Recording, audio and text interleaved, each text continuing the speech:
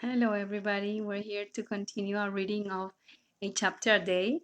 And today we're reading chapter 23. Chapter 23 is entitled The Escape from Conflict, and it has 7 sections.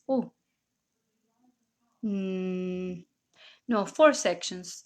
The first one, Walk You in Glory. The second one, The War Against Yourself. The third one, The Laws of Chaos. And the fourth one, Above the Battleground.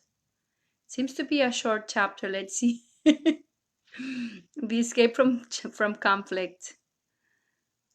To this aspect of the mind, this is a gift. The escape from conflict, first section. Walk you in glory. 1. Do you not see the opposite of frailty and weakness in sinlessness? Innocence is strength, and nothing else is strong. The sinless cannot fear, and fear of any kind is weakness. The show of strength attack would use to The show of strength attack would use to cover frailty conceals it not. For how can the unreal be hidden? No one is strong who has an enemy, and no one can attack unless he thinks he has. Belief in enemies is therefore the belief in weakness, and what is weak is not the will of God. Being opposed to it, it is its enemy, quote unquote, and God is feared as an opposing will. 2. How strange indeed becomes this war against yourself. You will believe that everything you used for sin can hurt you and become your enemy, and you will fight against it and try to weaken it because of this, and you will think that you succeeded at it and attack again. It is as certain you will fear what you attack as it is sure that you will love what you perceive as sinless. He walks in peace who travels sinlessly along the way love shows him. For love walks with him there, protecting him from fear. And he will see only the sinless who cannot attack. 3. Walk you in glory with your head held high, and fear no evil. The innocent are safe because they share their innocence. Nothing they see is harmful, for their awareness of the truth releases everything from the illusion of harmfulness. And what seemed harmful now stands shining in their innocence, released from sin and fear, and happily returned to love. They share the strength of love because they looked on innocence, and every error disappeared because they saw it not. Who looks for glory finds it where it is. Where could it be but in the innocent? Thank you. I'm just reminded to do the healer's prayer. Hi, Laura, how are you? So I am going to first share it with Un Curso de Milagros para Todos, and then we will do apparently someone's doing a live video right now. So I'll just do the healer's prayer. I am here only to be truly helpful. I am here to represent him who sent me. I do not have to worry about what to say or what to do, because he who sent me will direct me. I am content to be anywhere he wishes, knowing he goes there with me. I will heal as I will let him teach me how to heal.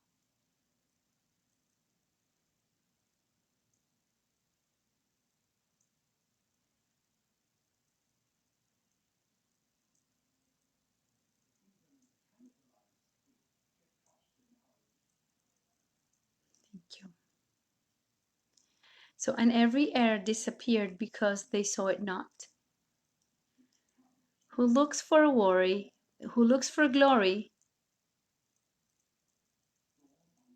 finds it where it is. Where could it be but in the innocent? 4. Let not the little nuances It's a nonsense. The little nuisances and interferers pull you toward littleness. There can be no attraction of guilt and innocence. Think what a happy world you walk, with truth beside you. Do not give up this world of freedom for a little sigh of seeing sin, nor for a tiny stirring of guilt's attraction. Would you, for all these little and meaningless distractions, lay heaven aside? Your destiny and purpose are far beyond them, in the clean peace where littleness does not exist. Your purpose is at variance with littleness of any kind, and so it is at variance with sin. 5. Let us not let littleness lead God's Son into temptation. His glory is beyond it, measureless and timeless as is eternity. Do not let time intrude upon your sight of him. Leave him not frightened and alone in his temptation, but help him rise above it and perceive the light of which he is a part. Your innocence will light the way to his, and so is yours protected and kept in your awareness. For who can know his glory and perceive the little and the weak about him? Who can walk trembling in a fearful world and realize that heaven's glory shines in him? 6. Nothing around you but is part of you. Look on it lovingly and see the light of heaven in it. So will you come to understand all that is given you. In kind forgiveness will the world sparkle and shine, and everything you once thought sinful now be reinterpreted as part of heaven. How beautiful it is to walk clean and redeemed and happy through a world in bitter need of redemption that your innocence bestows upon it. What can you value more than this? For here is your salvation and your freedom, and it must be complete if you would recognize it. So we just finished reading the first section of chapter 23. We are reading chapter 23. It's entitled The Escape from Conflict, and we just read the first section, Walk You in Glory. And we are going to start reading the second section, The War Against Yourself. The War Against Yourself. 1. The memory of God comes to the quiet mind. It cannot come where there is conflict, for a mind at war against itself remembers not eternal gentleness. The means of war are not the means of peace, and what the warlike would remember is not love. War is impossible unless belief in victory is cherished.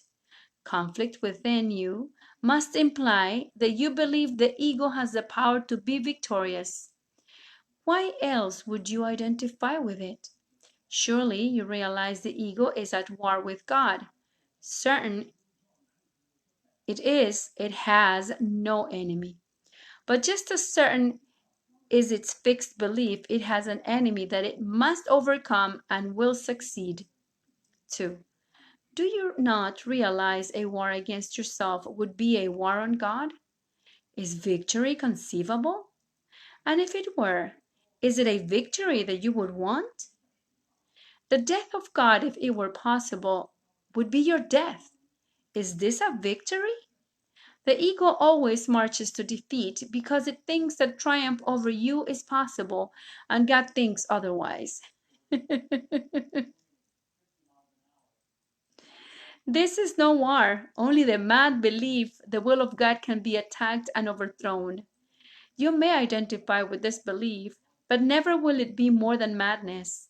And fear will reign in madness and will seem to have replaced love there. This is the conflict's purpose. And to those who think that it is possible, the means seem real. 3. Be certain that it is impossible God and the ego, or yourself and it, will ever meet. You seem to meet and make your strange alliances on grounds that have no meaning, for your belief coverage upon the body. the ego's chosen home, which you believe is yours. You meet at a mistake, an error in your self-appraisal. The ego joins with an illusion of yourself you share with it.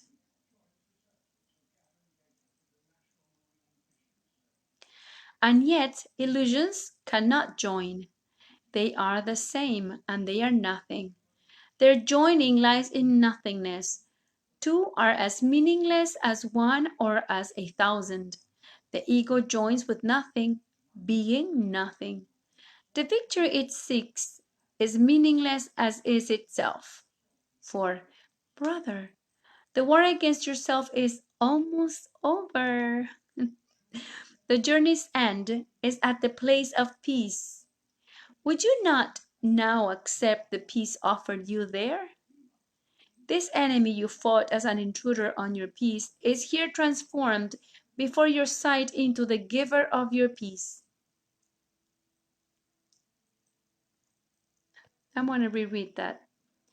This enemy you fought as an intruder on your peace is here transformed before your sight into the giver of your peace. Your enemy, quote unquote, was God Himself, to whom all conflict, triumph, and attack of any kind are all unknown. He loves you perfectly, completely, and eternally. The Son of God, at war with his Creator, is a condition as ridiculous as nature roaring at the wind in anger and proclaiming that it is part of itself no longer.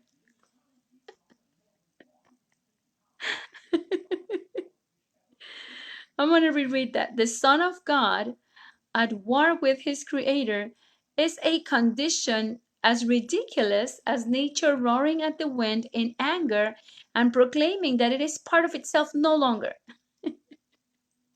5. Could nature possibly establish this and make it true? Nor is it up to you to say what shall be part of you when what is kept apart.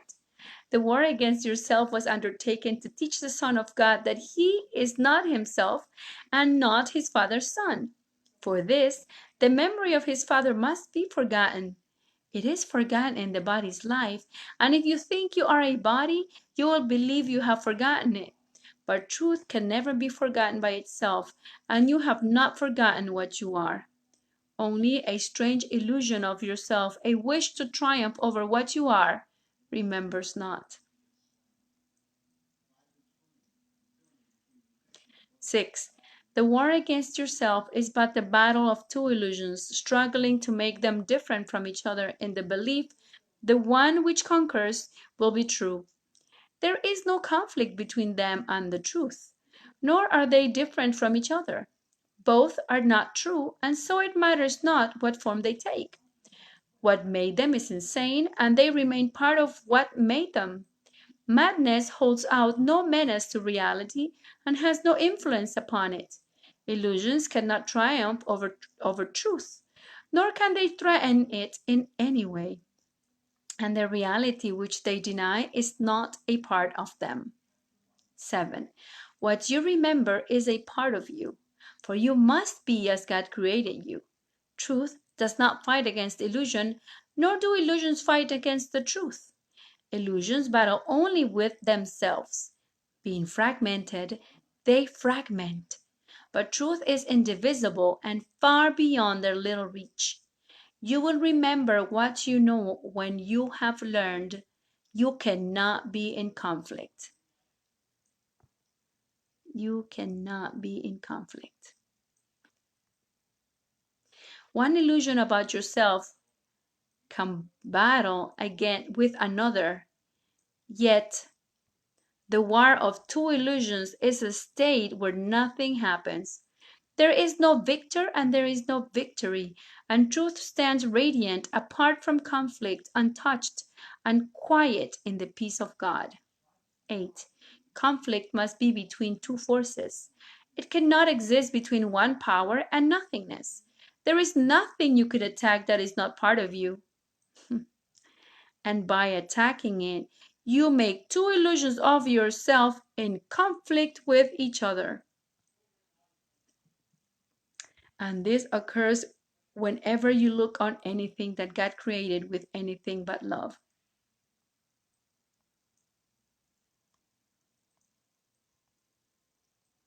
And this occurs whenever you look on anything that God created with anything but love.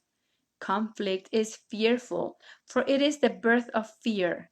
Yet, what is born of nothing cannot win reality through battle. Why would you fill your world with conflicts with yourself? Let all this madness be undone for you, and turn in peace to the remembrance of God, still shining in your quiet mind. 9. See how the conflict of illusions disappears when it is brought to truth. For it seems real only as long as it is seen as war between conflict and truth, the conqueror to be the truer, the more real, the vanquisher of the illusion that was less real, made an illusion by defeat.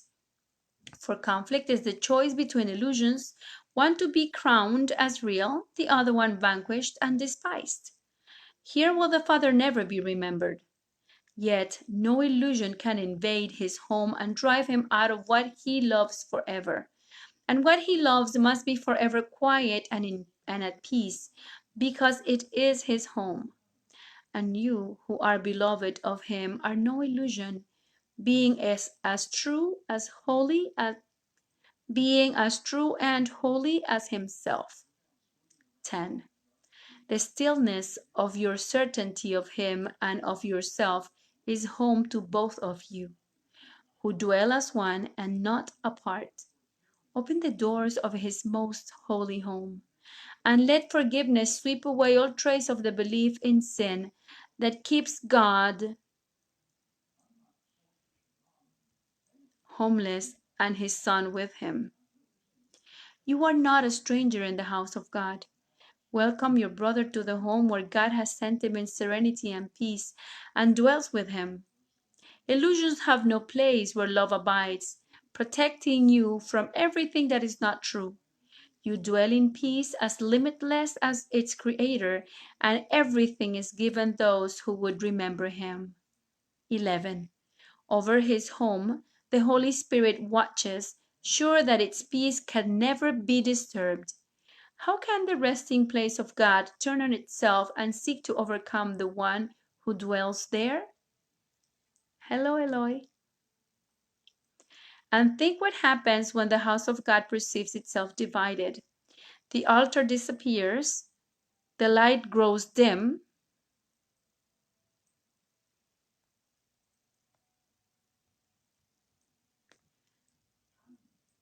the temple of the Holy One becomes a house of sin, and nothing is remembered except illusions. Illusions can conflict because their forms are different, and they do battle only to establish which form is true. 12. Illusion meets illusion, truth itself. The meaning of illusions leads to war.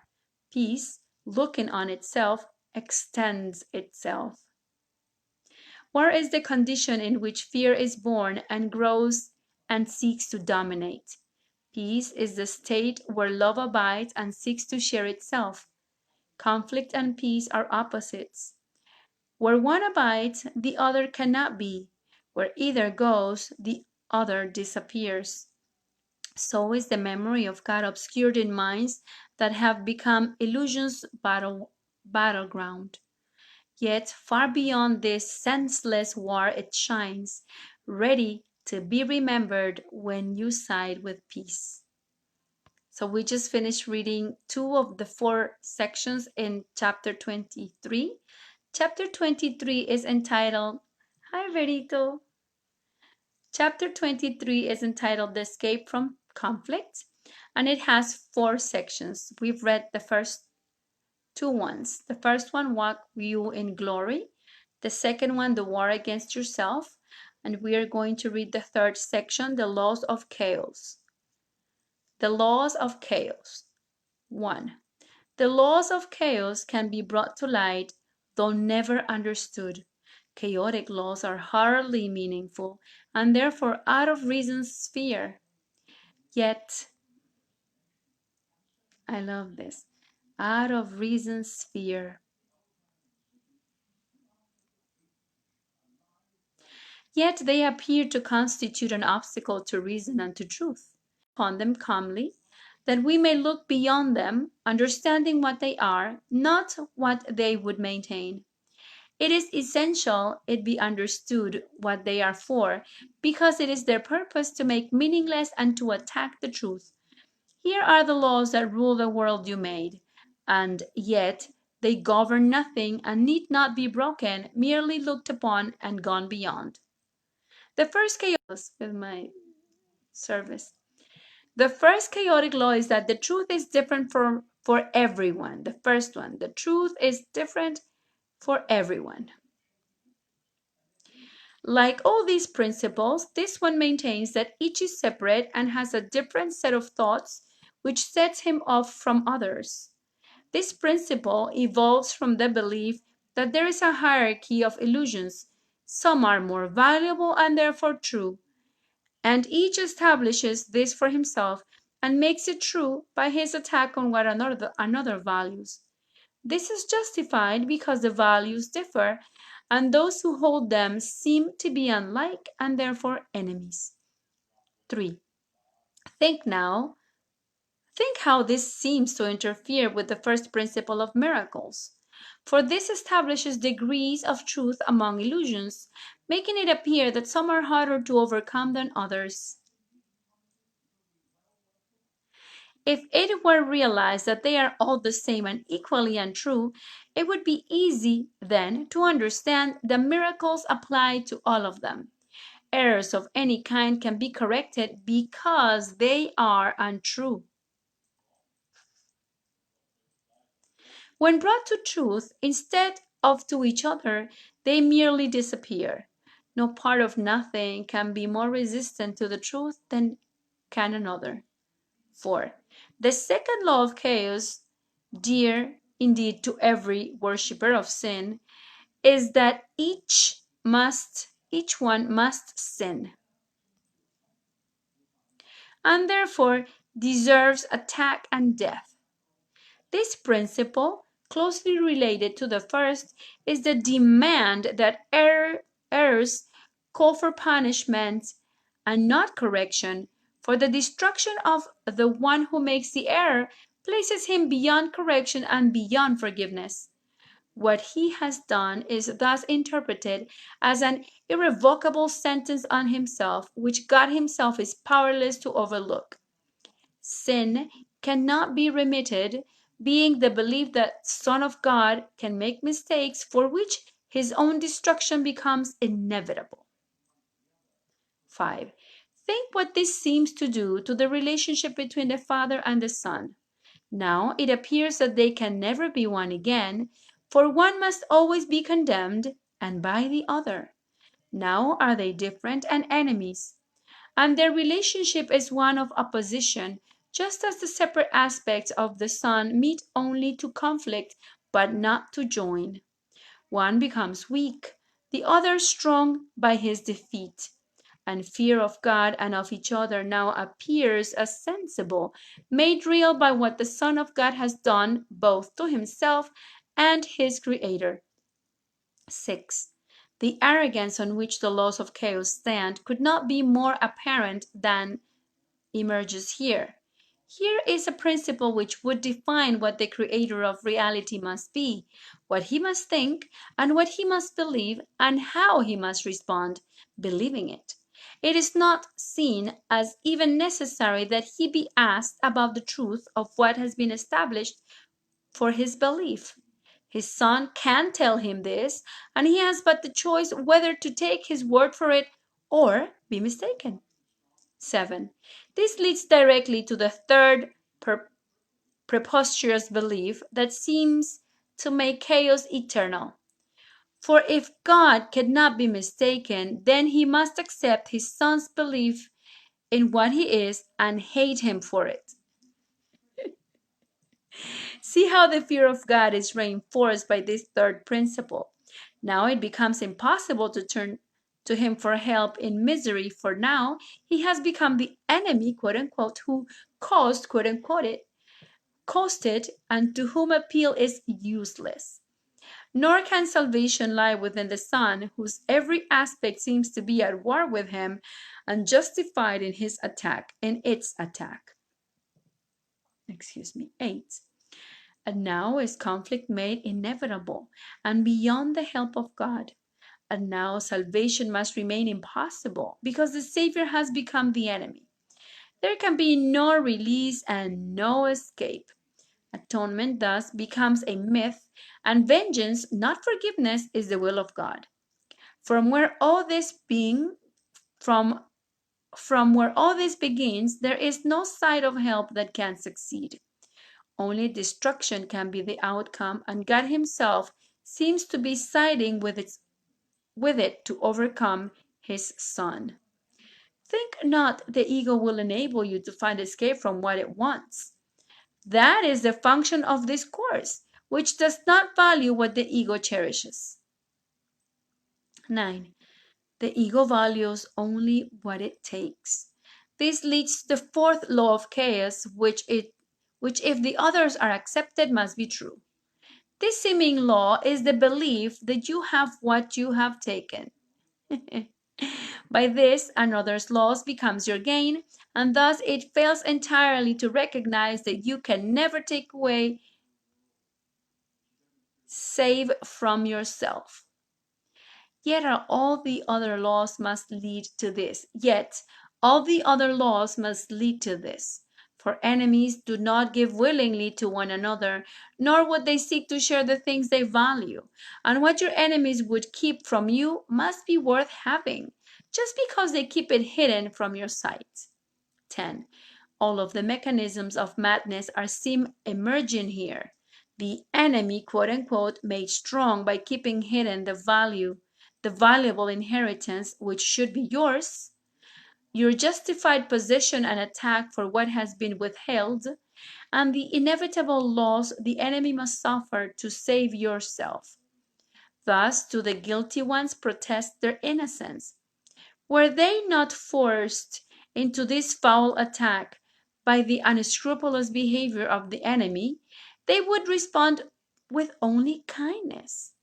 But in a savage world, the kind cannot survive, so they must take or else be taken from. 11. And now there is a vague, unanswered question, not yet explained, quote unquote. What is this precious thing, this priceless pearl, this hidden secret treasure to be wrested in righteous wrath from this most treacherous and cunning enemy? It must be what you want and never found. And now you understand, quote unquote, the reason why you found it not. For it was taken from you by the enemy and hidden where you would not think to look. He hid it in his body, making it the cover for his guilt, the hiding place for what belongs to you. Now must his body be destroyed and sacrificed, that you may find that which belongs to you. His treachery demands his death, that you may live, and you attack only in self-defense. 12. But what is it you want that needs his death? Can you be sure your murderer's attack is justified unless you know what it is for? And here a final principle of chaos comes to the rescue, quote unquote. It holds there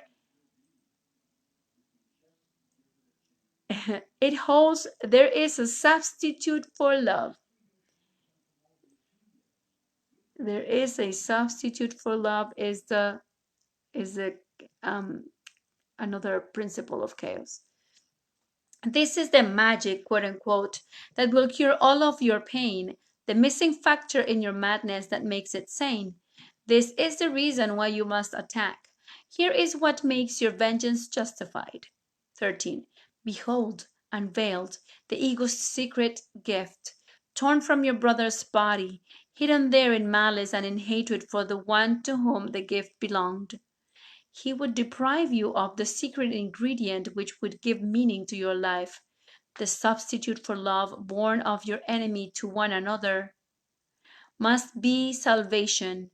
It has no substitute, and there is only one. And all relationships have but the purpose of seizing it and making it your own. Never is your possession made complete, and never will your brother cease his own attack on you for what you stole. Nor will God end his vengeance upon both, for in his madness he must have this substitute for love and kill you both. 14. You who believe you walk in sanity, with feet on solid ground, and through a world where meaning can be found, consider this. These are the laws on which your sanity, quote unquote, appears to rest. These are the principles which make the ground beneath your feet seem solid. It is here you look for meaning. These are the laws you made for your salvation. They hold in place the substitute for heaven that you prefer. This is their purpose. They were made for this. There is no point in asking what they mean. This is apparent. The means of madness must be insane. Are you as certain that you realize the goal is madness? 15. No one wants madness, nor does anyone cling to his madness if he sees that this is what it is. What protects madness is the belief that it is true. It is the function of insanity to take the place of truth. It must be seen as truth to be believed. And if it is the truth, then, and if it is, the truth then must its opposite.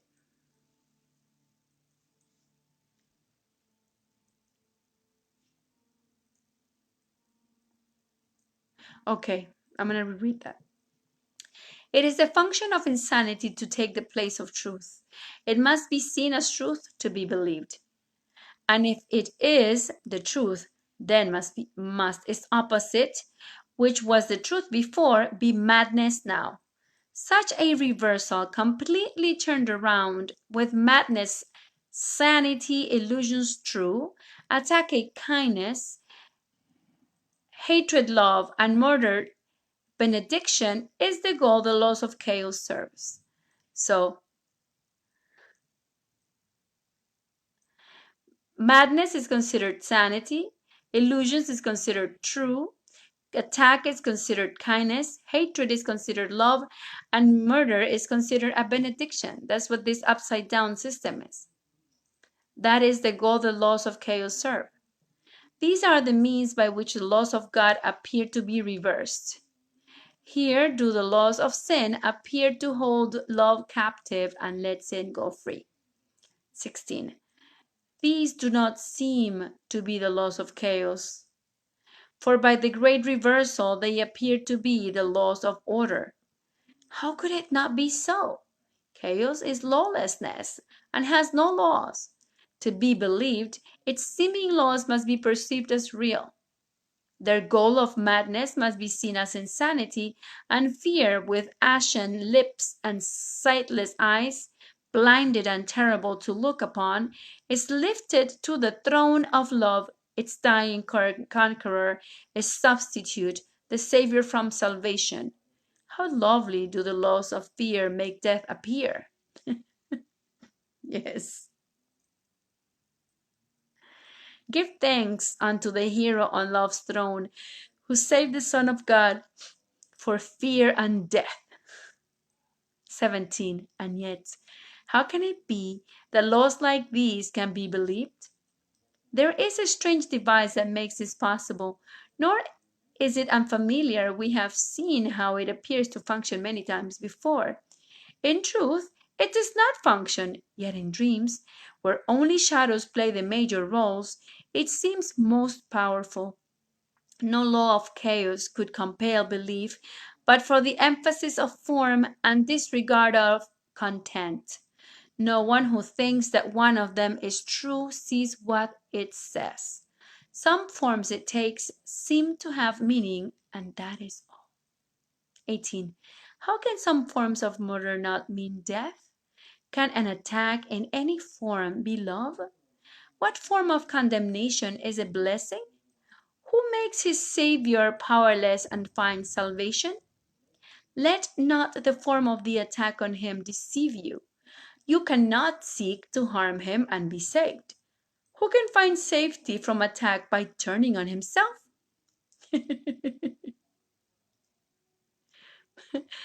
Uh, Jesus asks very funny questions. How can it matter what the form this madness takes? It is a judgment that defeats itself, condemning what it says it wants to save. Be not deceived when madness takes a form you think is lovely. What is intent on your destruction is not your friend. 19. You would maintain and think it true that you do not believe such senseless laws nor act upon them. And when you look at what they say, they cannot be believed. Brother, do you believe them? No, brother, you do believe them. For how else could you perceive the form they take with content such as this? Can any form of this be attainable? Yet you believe them for the forms they take, and do not recognize the content. It never changes. Can you paint rosy lips upon a skeleton, dress it in loveliness, pet it and pamper it, and make it live? Or make it live? And can you be content with an illusion that you are living? Can you be content with an illusion that you are living? 20. There is no life outside of heaven. Where God created life, there life must be. In any state apart from heaven, life is illusion. At best, it seems like life. At worst, like death. Yet both are judgments on what is not life, equal in their inaccuracy and lack of meaning. Life not in heaven is impossible, and what is not in heaven is not anywhere. Outside of heaven, only the conflict of illusion stands, senseless, impossible, and beyond all reason, and yet perceived as an internal barrier to heaven. Illusions are but forms. Their content is never true. 21. The laws of chaos govern all illusions. Their forms conflict, making it seem quite possible to value some above the others. Yet each one rests as surely on the belief the laws of chaos are the laws of order as do the others. Each one upholds these laws completely, offering a certain witness that these laws are true. The seeming gentler form of the attack is no less certain in its witnessing or its results. Certain it is illusions will bring fear because of the beliefs that they imply, not for their form, and lack of faith in love in any form attests to chaos as reality. 22. From the belief in sin, the faith in chaos must follow. It is because it follows that it seems to be a logical conclusion, a valid step in ordered thought. The steps to chaos do follow neatly from their starting point. Each is a different form in the progression of truth reversal, leading still deeper into terror and away from truth. Think not one step is smaller than another, nor that return from one is easier. The whole descent from heaven lies in each one, and where your thinking starts, there it must end. 23. Brother, take not one step in the descent to hell. For having taken one, you will not recognize the others for what they are, and they will follow. Attack in any form has placed your foot upon the twisted stairway that leads from heaven.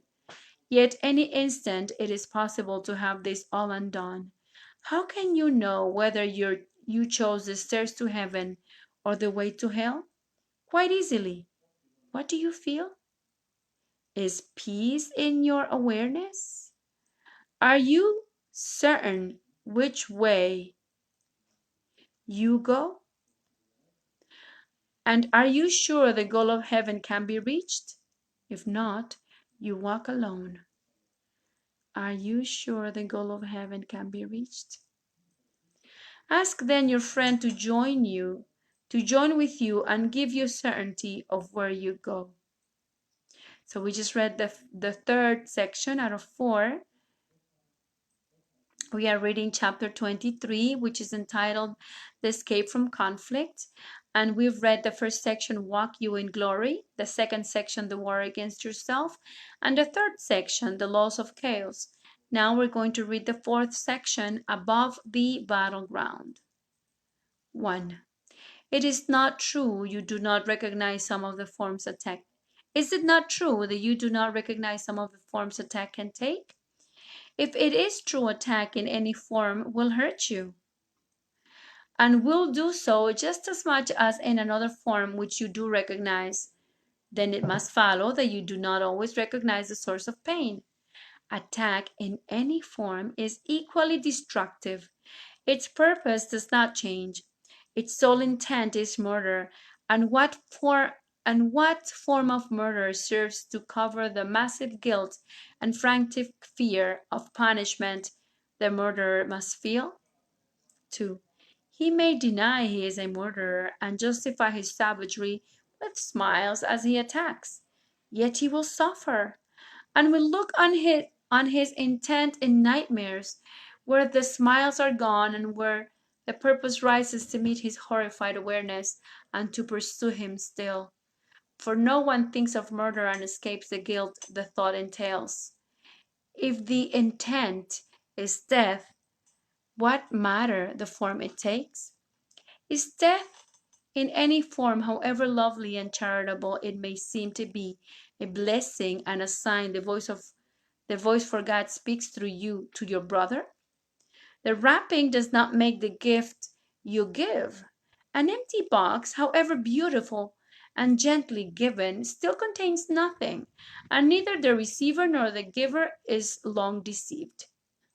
Withhold forgiveness from your brother, and you attack him. You give him nothing and receive of him but what you gave. 3. Salvation is no compromise of any kind. To compromise is to accept but part of what you want, to take a little and give up the rest.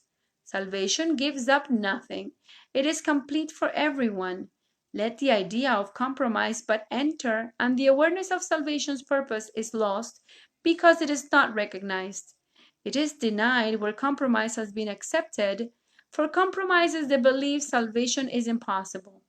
It would maintain you can attack a little, love a little, and know the difference. Thus, it would teach a little of the same can still be different,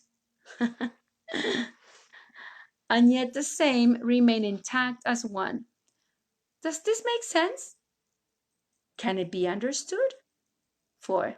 This course is easy just because it makes no compromise, yet it seems difficult to those who still believe that compromise is possible. They do not see that if it is, salvation is attack. Yet it is certain the belief that salvation is impossible cannot uphold the quiet, calm assurance it has come. Forgiveness cannot be withheld a little. Nor is it possible to attack for this and love for that and understand forgiveness. Would you not want to recognize assault upon your peace in any form, if only thus does it become impossible that you lose sight of it? It can be kept shining before your vision, forever clear and never out of sight, if you defend it not. 5. Those who believe that peace can be defended and that attack is justified on its behalf cannot perceive it lies within them. How can they know? Could they accept forgiveness side by side with the belief that murder takes some forms by which their peace is saved? Would they be willing to accept the fact that savage purpose is directed against themselves? No one unites with enemies or is at one with them in purpose, and no one compromises with an enemy but hates him still for what he kept from him. Mistake not truce for peace, nor compromise for the escape from conflict. 6. To be released from conflict means that it is over. The door is open. You have left the battleground. You have not lingered there in cowering hope that the battle will not return because the guns are stilled an instant and the fear that haunts the place of death is not apparent. There is no place of safety in a battleground. You can look down on it in safety from above and not be touched, but from within it, you can find no safety. Not one tree left standing still will shelter you. Not one illusion of protection stands against the faith in murder. Here stands the body, torn between the natural desire to communicate and the unnatural intent to murder and die. 7. Think you the form that murder takes can offer safety? Can guilt be absent from a battlefield? Do not remain in conflict, for there is no war without attack. The fear of God is fear of life and not of death. Yet he remains the only place of safety. In him is no attack, and no illusion in any form stalks heaven. Heaven is wholly true. No difference enters, and what is all the same cannot conflict. 8. You are not asked to fight against your wish to murder, but you are asked to realize the form it takes conceals the same intent. And it is this you fear, and not the form. What is not love is murder. What is not loving must be an attack. Every illusion is an assault on truth, and everyone does violence to the idea of love, because it seems to be of equal truth. What can be equal to the truth yet different? Murder and love are incompatible. Yet, if they both are true, must they be the same and indistinguishable from one another. So will they be to those who see God's Son a body. For it is not the body that is like the Son's creator, and what is lifeless cannot be the Son of life. 9. How can a body be extended to hold the universe? Can it create and be what it creates? And can it offer its creation all that it is and never suffer loss? God does not share his function with a body. He gave the function to create unto his Son because it is his own. It is not sinful to believe the function of the Son is murder, but it is insanity. What is the same can have no different function. Creation is the means for God's extension, and what is he must be his Son's as well. And what is his must be his Son's as well. Either the Father and the Son are murderers, or neither is. Life makes not death, creating like itself. 10. The lovely light of your relationship is like the love of God. It could not yet assume the holy function God gave his Son, for your forgiveness of one another is not complete as yet, and so it cannot be extended to all creation. Each form of murder and attack that still attracts you and that you do not recognize for what it is limits the healing and the miracles you have the power to extend to all. Yet does the Holy Spirit understand how to increase your little gifts and make them mighty. Also, he understands how your relationship is raised above the battleground. In it, no more. 11. This is your part, to realize that murder in any form is not your will. The overlooking of the battleground is now your purpose. Be lifted up, and from a higher place look down upon it. From there will your perspective be quite different. Here, in the midst of it, it does seem real. It does seem real. Here you have chosen to be part of it. Here, murder is the choice. Yet from above, the choice is miracles instead of murder. And the perspective coming from this choice shows you the battle is not real and easily escaped. Bodies may battle, but the clash of forms is meaningless. And it is over when you realize it never was begun. 12. How can a battle be perceived as nothingness when you engage in it? How can the truth of miracles be recognized if murder is your choice? When the temptation to attack rises to your mind, to make your mind darkened and murderous, remember you can see the battle from above. Hi, Catalina, Catita. Even in forms you do not recognize, the signs you know. There is a stab of pain, a twinge of guilt, and above all, a loss of peace. This you know well. When it occurs, leave not your place on high, but quickly choose a miracle instead of murder. And God Himself and all the lights in heaven will gently lean to you and hold you up. For you have chosen to remain where He would have you, and no illusion can attack the peace of God together with His Son. 13. See no one from the battleground, for there you look on him from nowhere. You have no reference point from which to look, where meaning can be given what you see. For only bodies could attack and murder, and if this is your purpose, then you must be one with them. Only a purpose unifies, and those who share a purpose have a mind as one. The body has no purpose of itself and must be solitary. From below, it cannot be surmounted. From above, the limits it exerts on those in battle still are gone and not perceived. The body stands between the Father and the heaven. He created for His Son, because it has no purpose. 14. Think what is given those who share their Father's purpose and who know that it is theirs. They want for nothing. Sorrow of any kind is inconceivable.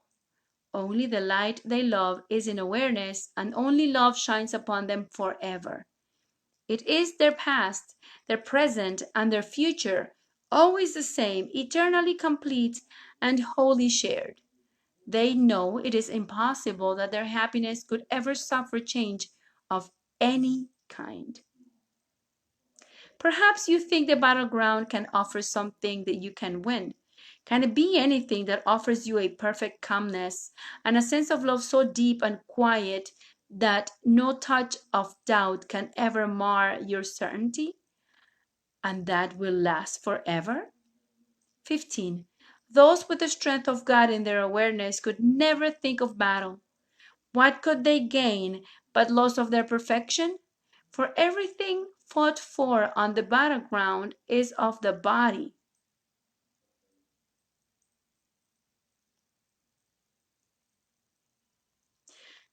Something it seems to offer or to own.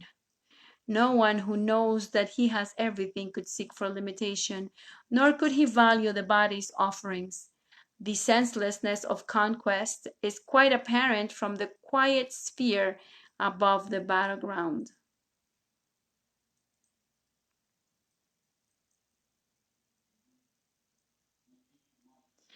What can conflict with everything? And what is there that offers less and could be wanted more? Who, with the love of God upholding him, could find the choice of miracles or murder hard to make?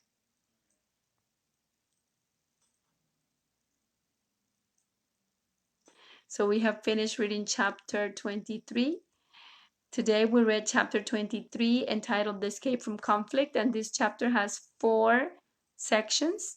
The first one, Walk You in Glory. The second one, The War Against Yourself. The third one, The Laws of Chaos. And the fourth one, Above the Battleground. So tomorrow we will read chapter 24, The Dream of Specialness. And this chapter has 7 sections. Chapter 24, The Dream of Specialness. See you tomorrow. And see you in a bit to read 1 section a day.